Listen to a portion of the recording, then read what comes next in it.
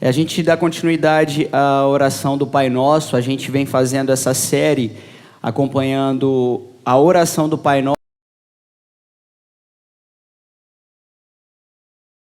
Nosso, e aí nós temos as sentenças do Pai Nosso que vão sendo apresentadas a cada domingo. Hoje nós temos esse pedido, essa petição do reino de Deus sobre nossas vidas. Venha o teu reino. E aí a gente vai olhar para as Escrituras, olhar no texto de Mateus capítulo 6, onde nós leremos do versículo 9 ao versículo 10, a parte A apenas, onde o Senhor Jesus ele nos ensina a orar e a pedir o reino de Deus sobre nós. Mateus capítulo 6, versículo 9 ao versículo 10, a gente faz essa leitura do texto bíblico, a gente vai ler aí até a parte A, e aí a gente ora e pede ao Senhor que Ele venha com o reino dEle sobre nós. Está escrito, palavra de Deus, Mateus capítulo 6, versículo 9 e 10. Vocês orem assim: Pai nosso, que estás nos céus, santificado seja o teu nome. Venha o teu reino. Pai nosso, venha o teu reino sobre nós. Que o teu Espírito, Senhor, conduza o nosso coração. Que o teu Espírito, Senhor, conduza o teu povo. Que a ministração da justiça, da verdade, do amor, da paz, a ministração, Senhor Deus, da tua palavra, ela seja evidente aqui na terra. Que o Senhor se manifeste, Deus, com a tua glória e o teu poder. Que o governo e o domínio do Senhor, Pai, ele seja evidente nos corações, onde o Senhor vem habitar e transformar a realidade desse planeta. Senhor, por favor, nós te pedimos que o Senhor venha com o teu reino nessa manhã, sobre o nosso coração, sobre as nossas vidas. E pedimos isso, Pai, em nome do teu Filho amado Jesus. Amém. Gente, venha o teu reino é uma petição que o Senhor Jesus Cristo nos ensina na oração do Pai Nosso. E a definição de reino, ela é importante para nós enquanto nós aprendemos aqui sobre essa oração, sobre essa petição que fazemos ao Deus Pai. A definição de reino é no contexto em que o Senhor Jesus Cristo fez a manifestação do reino de Deus através dos seus atos. A petição que ele nos ensina a fazer acerca do reino, essa expressão, essa palavra, ela tinha muita confusão sobre o significado dela entre os contemporâneos do Senhor Jesus. A palavra reino, ela trazia uma certa confusão, porque naquele contexto, a gente vê nas Escrituras em Mateus capítulo 13, o Senhor Jesus Cristo explicando o reino por meio das parábolas. Lembram das parábolas? A maior parte das parábolas contadas pelo Senhor Jesus Cristo é para explicar, para dar significado ao que é reino, reino de Deus. A palavra basileia no grego, ela não tem o significado de um local. A palavra basileia, ela tem a ver com exercício do governo de Deus, e especialmente do governo de Deus sobre o coração humano. A palavra basileia, portanto, a definição que nós encontramos para reino, reino de Deus, tem a ver com o exercício do domínio de Deus, do governo de Deus, do reinado de Deus sobre o coração humano, sobre as nossas vidas. E Jesus, quando ele inicia o seu ministério, quando ele passa a pregar, a manifestar sinais do reino de Deus, ele faz isso com um fim: que o coração do homem se curve ao seu reinado, se renda, que haja rendição entre os homens diante de Deus, que todo joelho se dobre diante de Cristo Jesus, o Filho de Deus. A gente vai encontrar isso nas Escrituras, a pregação de João Batista. João Batista, ele surge em Mateus capítulo 3, primeiro versículo, dizendo: arrependam-se, pois está próximo o reino de Deus, é chegado o reino de Deus. Jesus, ele manifesta essa chegada por meio de muitos sinais, curas. Ele tem domínio sobre os demônios, ele tem domínio sobre a natureza. Jesus, ele tem poder sobre a enfermidade. Jesus Cristo, quando os discípulos o veem acalmando aquela tempestade, eles olham para o outro e perguntam: quem é este que até o vento e o mar obedecem? E a resposta a gente encontra nas Escrituras. Este é Jesus, Deus, aquele que governa sobre os céus e a terra, pois Ele tem domínio sobre os demônios, Ele tem domínio sobre as enfermidades, Ele tem poder sobre a morte. Não há outro como Ele. Ele é Deus que se revela aqui na terra. Revela-se com o seu reinado, com a sua majestade e com a sua glória. E Ele vem a fim de que o homem se renda a Ele, a fim de que os nossos corações se rendam ao seu senhorio, à sua majestade e à sua glória. Agora, quando nós olhamos para as Escrituras, nós encontramos expressões como: o reino de Deus é chegado, ou é chegado o tempo, chegado o reino de Deus. E quando nós encontramos essa expressão, talvez surja uma confusão quando a gente vê essa oração ensinada pelo Senhor Jesus, nos ensinando a pedir que o reino venha. Agora, aqui existe uma perspectiva teológica importante para nós, porque o reino de Deus, ele é tanto presente quanto futuro. O que entre os estudiosos, talvez vocês possam ouvir em algum momento a gente dizer por aqui, é que é o já, mas o ainda não. O reino de Deus veio, se revelou por meio de Jesus Cristo, e muitos corações se renderam e têm se rendido ao teu senhorio, mas não todos. Isso acontecerá futuramente, quando o Senhor Jesus Cristo voltar com a sua majestade e glória, quando o Filho do Homem descer das alturas e estiver diante de nós, e todo joelho se curvar diante do Rei, diante daquele que tem a majestade e glória, o Senhor Jesus Cristo. Então, quando a gente vê escrito, por exemplo, em Romanos 14, versículo 7, Filipenses 2, do versículo 9 a 10, nós temos nas Escrituras, no texto bíblico, aquilo que nós aguardamos, esperamos, quando o nosso Rei voltar, e todo joelho se dobrará, e toda língua confessará que Ele é o Rei. Essas são as perspectivas do reino.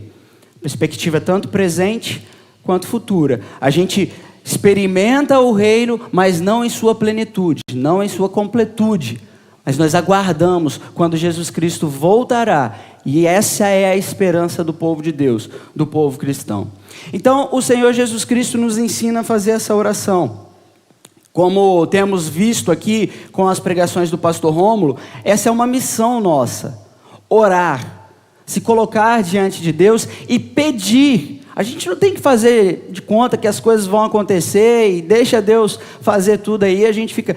Não, a gente se coloca como participante disso, porque o Senhor nos convida a essa missão, o Senhor nos ordena a essa missão, esse propósito, o propósito da oração. E nós devemos ter uma vida de oração, porque Jesus mandou orar.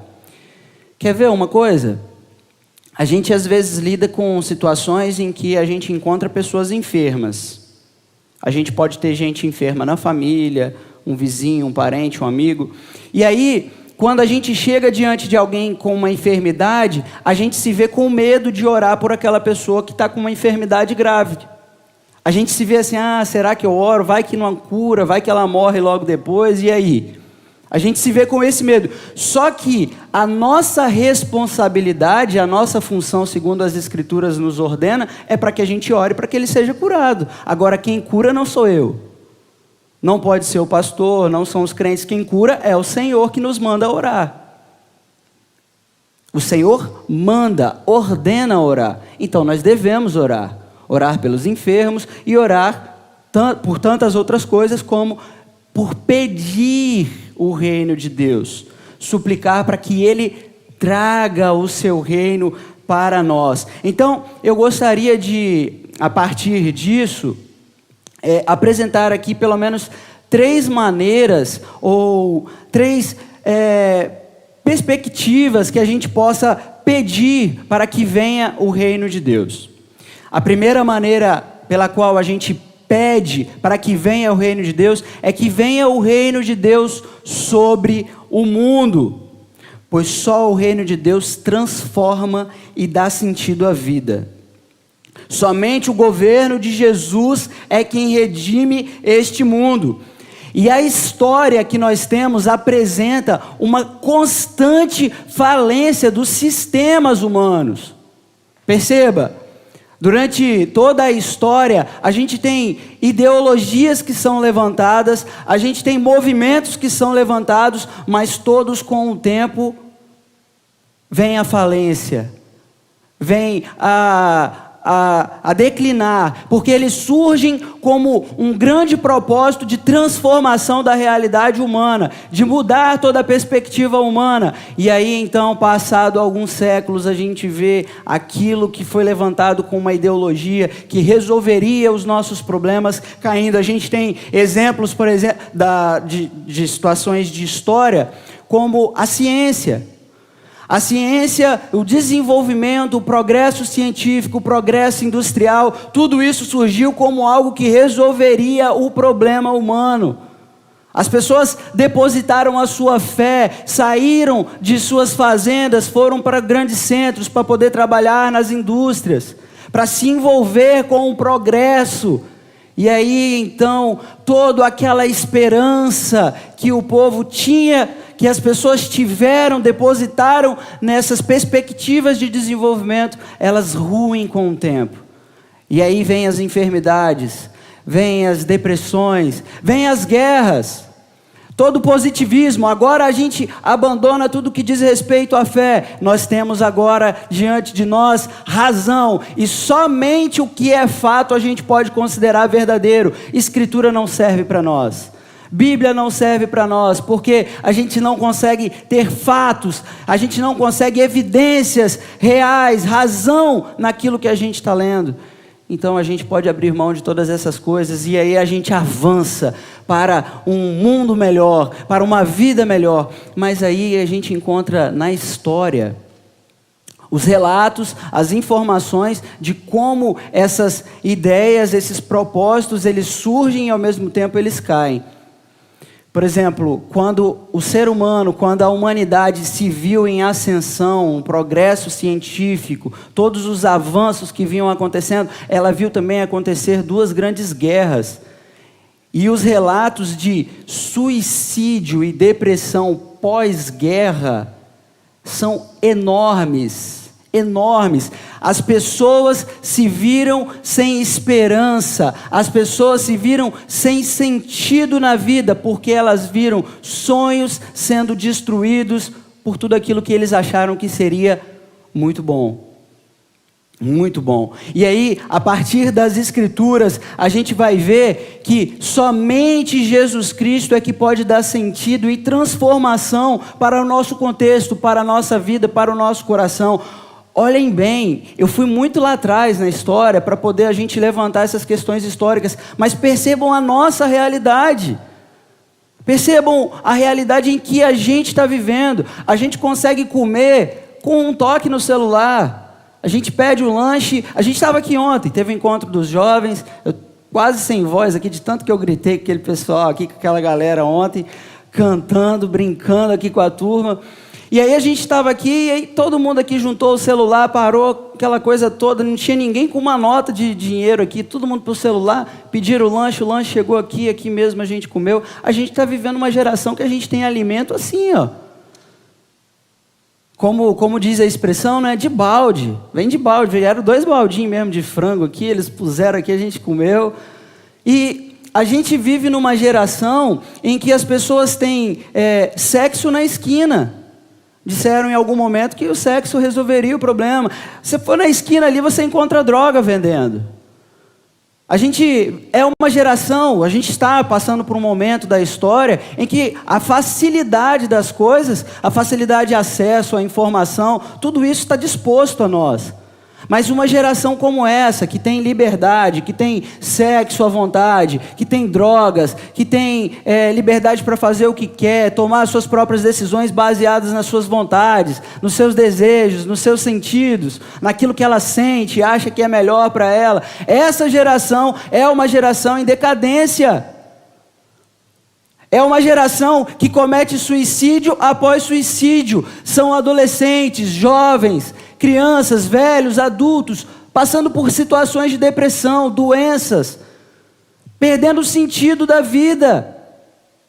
Uma geração que tem tudo e ao mesmo tempo, tudo que desejar ela pode ter, mas ainda assim ela se encontra sem sentido, dando fim, dando cabo à sua própria vida, porque ainda falta alguma coisa, porque o coração ele tem sede, porque o coração ele tem fome, e ele não encontra nessas coisas razão para viver. Somente Jesus, somente o reino para redimir o mundo. Por isso nós oramos, venha o teu reino.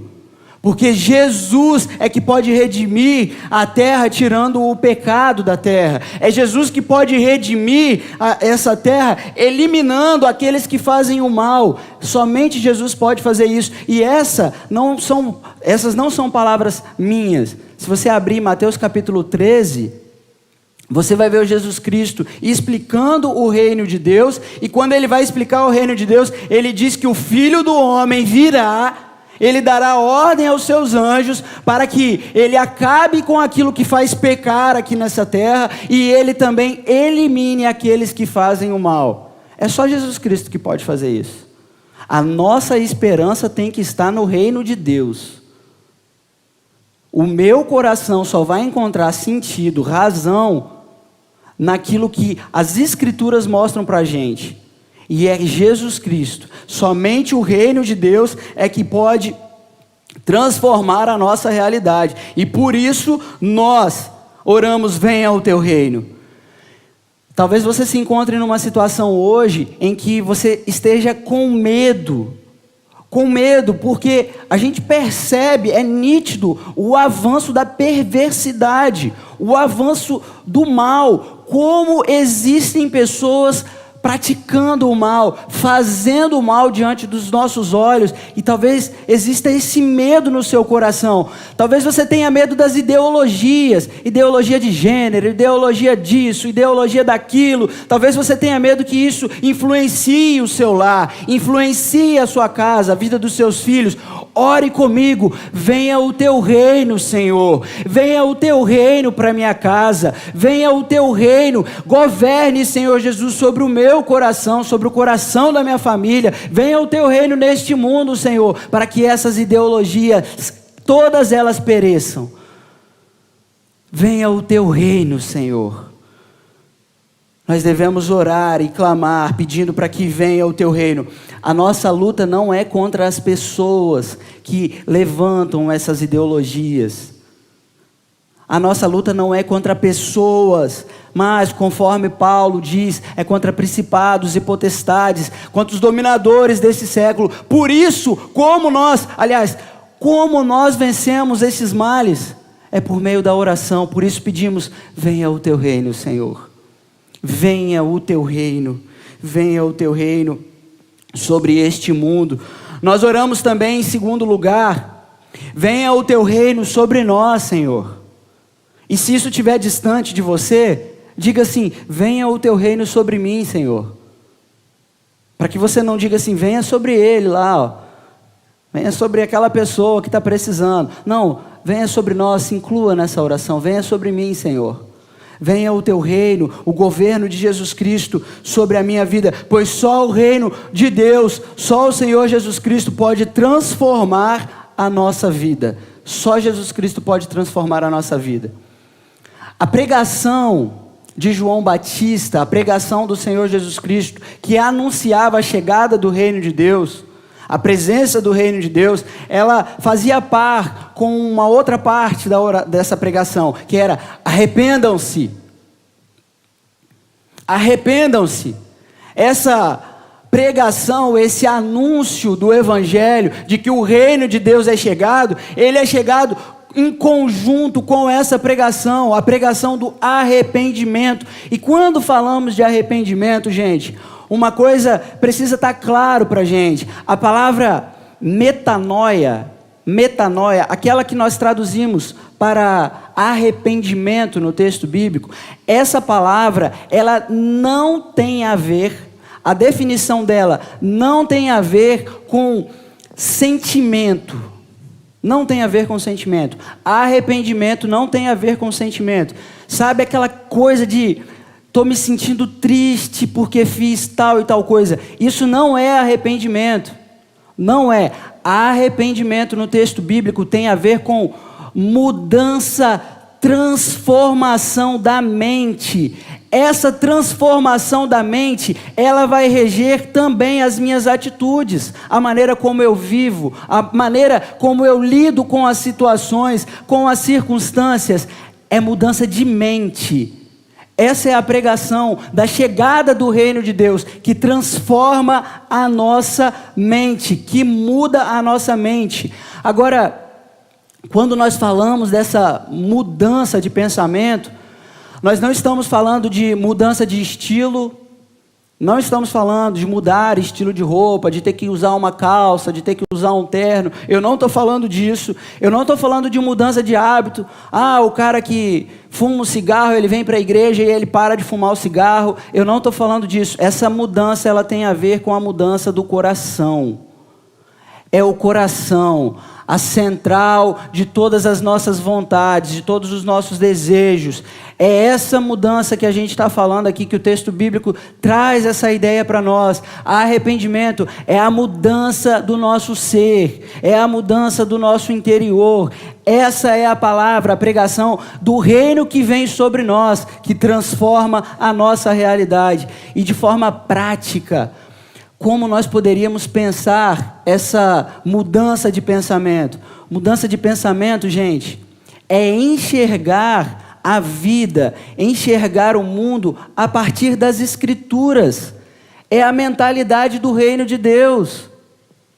A mentalidade do reino de Deus, ela se forma em nós a partir das Escrituras. É aquilo que vocês têm ouvido o Arthur, o pastor Rômulo aqui falando sobre cosmovisão. É essa mudança da perspectiva de vida, da maneira como eu enxergo a vida, como eu enxergo o mundo. Isso só se dá por meio das Escrituras. Eu preciso das Escrituras, para que a partir dela eu possa enxergar a vida e lidar com todas as circunstâncias desse mundo. Venha o teu reino sobre nós, Senhor. Venha o teu reino sobre nós, e eu preciso das Escrituras para isso. Eu preciso pôr em prática. Exercício devocional precisa ter a ver com as Escrituras, para que eu aplique aquilo ao meu dia a dia, à minha vida, a enxergar família. O que é família? Família não é o que todo mundo diz, família é o que as Escrituras dizem. Trabalho não é o que a faculdade diz, tão somente o que a faculdade diz, é aquilo que as Escrituras dizem a respeito do trabalho, como a gente lida com o trabalho, como a gente lida com as relações, as pessoas que estão ali naquele lugar. Quando Jesus vai explicar o reino de Deus, lá em Mateus capítulo 13, ele conta aquela parábola do joio e do trigo. Quando ele diz que o semeador veio e semeou a boa semente no campo, o campo não é a igreja. Ele explica e diz que o campo é o mundo. Então não pensem de forma errada que no meio da igreja existe o joio e existe o trigo, gente boa e gente ruim. Nós estamos falando do mundo. Essa é a explicação que o Senhor Jesus Cristo dá. Então, lá no mundo, vivendo o nosso cotidiano, no dia a dia, a gente vai lidar com pessoas más, pessoas diferentes, pessoas que querem encaminhar outras pessoas para o pecado, para o mal, pessoas que praticam o mal. E se os meus olhos, a minha mentalidade, ela não for a mentalidade do reino, nós seremos influenciados por tudo aquilo que se diz nesse mundo. Por tudo aquilo que se diz nesse mundo. Então, eu preciso das Escrituras. Eu preciso da Bíblia no meu dia a dia, na minha vida. Venha o teu reino sobre nós, Senhor. A operação do Espírito Santo, o poder do Senhor Jesus Cristo para transformar a nossa vida, transformar a nossa mente, ele se dá por meio da leitura das Escrituras. A gente precisa disso. É urgente isso para nós. Romanos capítulo 10, versículo 17 diz que a fé, ela vem pelo ouvir a palavra de Deus. Eu preciso da palavra de Deus para que a minha mente seja transformada, não segundo esse mundo, mas segundo a mente de Cristo. Venha o teu reino sobre nós, Senhor. A vinda do reino de Deus, essa chegada do reino de Deus, é que faz da minha vida e da sua uma nova vida, é o nascer de novo. 2 Coríntios capítulo 5, versículo 17, diz que aquele que está em Cristo é nova criatura, é nova criação, é um homem e uma mulher criado a partir de Jesus Cristo, a partir do reino, a partir do governo de Jesus Cristo, a partir daquele que faz tudo novo. E é somente Jesus Cristo que pode fazer isso nas nossas vidas. E a maneira como Ele faz para transformar a nossa vida, para mudar a nossa realidade, para transformar o nosso coração, é entregando a vida dEle. Não existe uma maneira da gente nascer de novo se Jesus Cristo não tivesse entregado a vida dEle.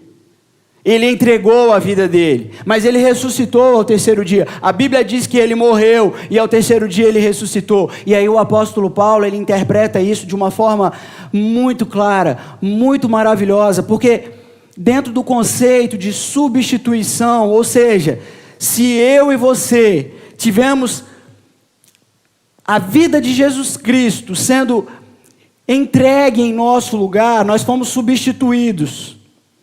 Então, nós fomos para o lugar dele, para o lugar de filho. Nós que éramos para estar na cruz, agora fomos para o lugar de filho, quando o filho foi para o nosso lugar, o Filho de Deus. E aí o apóstolo Paulo vai dizer em Gálatas, capítulo 2, do versículo 19 ao 21, ele vai dizer: já não sou eu quem vivo, porque ele morreu na cruz. Porque ele se entregou com Jesus Cristo. Ele entendeu que aquela morte era a morte dele. Já não sou eu quem vivo, mas Cristo vive em mim. Porque ele ressuscitou ao terceiro dia e agora ele reina sobre a minha vida. É a presença do reino de Deus. É a mentalidade do reino de Deus. E aí ele vai dizer: e esse viver que eu tenho agora aqui na carne, eu vivo pela fé. A fé no Filho de Deus, que se entregou por mim. Que se entregou pela minha vida. Só Jesus Cristo para fazer isso, para transformar a minha vida na vida de um filho de Deus. João capítulo 1, versículo 12. Por meio dele, ele nos deu o direito de sermos chamados filhos de Deus. E filho de Deus é aquele que tem a mentalidade do reino de Deus. É aquele que teve o coração transformado pelo reino de Deus. É somente por Cristo. É por meio de Cristo, e é por isso que nós oramos: venha o teu reino sobre nós, Senhor. Venha o teu reino sobre mim, Senhor. Venha o teu reino sobre Cariacica. Venha o teu reino sobre o Espírito Santo. Venha o teu reino, Senhor Deus, sobre essa cidade, sobre esse estado, sobre este país. Venha o teu reino, Senhor Deus, sobre este mundo. É por isso que nós oramos, nós clamamos para que venha o reino de Deus. E nós oramos também, por fim, para que venha o reino, porque não há herança maior que possamos receber, não há herança melhor que eu e você possamos ter, é o reino de Deus. A chegada do reino de Deus é o que há de melhor para as nossas vidas. Nada, absolutamente nada pode superar o que é o valor do reino de Deus. Jesus, ao explicar isso, ele diz que o reino de Deus é semelhante a um homem que encontrou um tesouro, que ele vendeu tudo que tinha, ele abriu mão de tudo que tinha, comprou aquele campo para que ele pudesse ter aquele tesouro. O reino de Deus é comparado a uma pérola muito valiosa. Por quê? Porque o homem abre mão de tudo para que ele possa ter aquela pérola. Não existe nada de maior valor nessa vida, senão o reino de Deus. É a maior herança que nós podemos receber da parte do Pai. O Filho de Deus governando as nossas vidas. É a maior herança que podemos ter da parte de Deus. Venha o teu reino, Senhor. Pois só o Senhor pode preencher o vazio que está dentro do coração humano. Venha o teu reino, Senhor. Um pensador moderno, Zygmunt Bauman, esse pensador da cultura moderna, ele diz, falando sobre a cultura da modernidade, ele vai dizer, abre aspas, a função da cultura não é satisfazer necessidades existentes, mas criar outras. Nós vivemos num contexto cultural, a modernidade, em que quem cria para nós tudo que a gente possui, que a gente tem, não cria com a finalidade de satisfazer a gente. Eles criam sempre pensando em dar a nós novos anseios. Eles criam outras necessidades. Sua principal função, ou sua principal preocupação é evitar o sentimento de satisfação, neutralizar a satisfação. Fecha aspas. Nós vivemos num contexto cultural em que nada do que temos, nada do que podemos ter pode nos satisfazer. E a nossa cultura faz isso de forma intencional. Ela não faz nada para que a gente se satisfaça. E ainda que ela fizesse, nós não seríamos satisfeitos, porque é idolatria. No final, o que ele está falando aqui é o que as Escrituras dizem sobre os ídolos. Eles prometem, mas eles não podem satisfazer o nosso coração. Eles não podem cumprir os desejos do nosso coração, porque dentro do nosso coração há um vazio que só Jesus Cristo pode ocupar e transformar a nossa realidade. Venha o teu reino, Senhor, porque essa é a maior herança que podemos ter. Pensando nisso aqui, teve um dia desses que eu estava no shopping com a Letícia, a gente havia saído para comprar um presente, íamos a um aniversário, e aí passando pelo shopping, aquelas lojas, aquelas vitrines, coisas assim, muito maravilhosas, a gente olha para produtos que a gente fica encantado, a gente pensa em móveis para dentro de casa, e aí eu ia passando com a Letícia, assim, tinha aqueles sofás maravilhosos, aquelas mesas redondas, assim, que eu acho lindo, e aí, quando a gente ia passando e olhando, eu olhei o preço e eu falei, credo, eu falei, Letícia, eu falei, a gente não é desse reino, eu falei... A gente não pertence a esse lugar. Eu falei, olha isso. Para ter uma mesa, eu vou ter que trabalhar a vida. E eu falei, a gente não é desse reino. E aí ela entrou na loja para comprar. E de verdade, eu fiquei pensando, eu falei, gente, como que as coisas estão caras? E aí eu sentei, e aí eu abri a Bíblia no meu celular, e assim, abri um texto bíblico aleatório. Abri Filipenses, capítulo 2, versículo 20, que o texto diz assim, que a nossa cidade, ela não é daqui. A nossa cidadania, ela não é daqui. A nossa cidadania não é aqui. A nossa herança, aquilo que a gente pode desejar, gente, esse mundo está querendo enganar a gente, está querendo desviar a nossa atenção. A nossa cidadania não é aqui, é no reino celestial, onde Jesus Cristo há de redimir todas as coisas, transformar essa realidade de pecado e de maldade. Só o Senhor Jesus Cristo pode fazer, só o Senhor é Deus, só Ele pode fazer um coração arder enquanto caminha nessa terra, só Ele pode abrir os olhos do nosso coração para que a gente veja o quanto Deus é poderoso para fazer infinitamente mais do que pedimos ou pensamos. Só Ele é Deus para fazer isso. E aí a gente olha para o salmista, encantado com a perspectiva do reino, desejoso que o reino viesse, chegasse a este mundo, e ele diz, o Salmo de número 24, se você quiser abrir,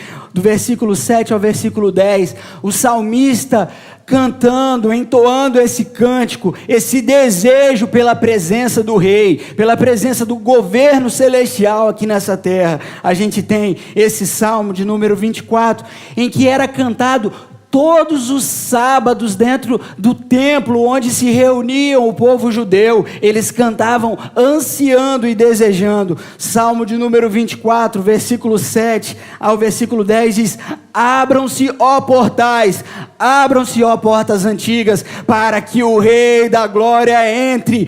Quem é o Rei da Glória? O Senhor forte e valente, o Senhor valente nas guerras.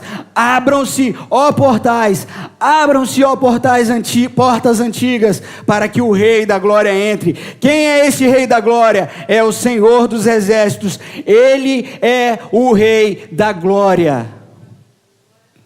Ele é o Rei da Glória. Ainda que esse mundo esteja caindo aos pedaços, Ele é o Rei da Glória. Isaías capítulo 6, do primeiro versículo ao versículo 3. Isaías, quando o rei Uzias havia morrido,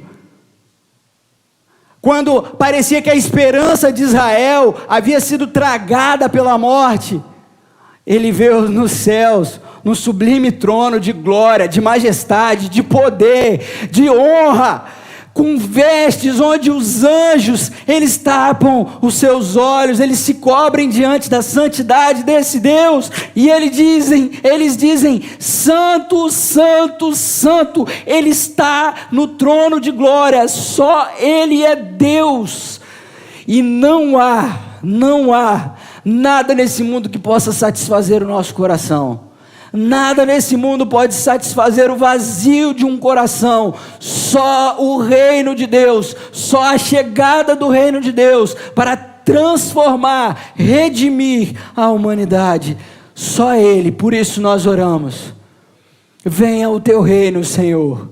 Venha o teu reino, porque não há nada nessa terra que nós possamos desejar mais do que o Senhor. Venha o teu reino, Senhor. Venha o teu reino. Por que nós oramos? Nós oramos porque o mundo precisa do governo de Jesus.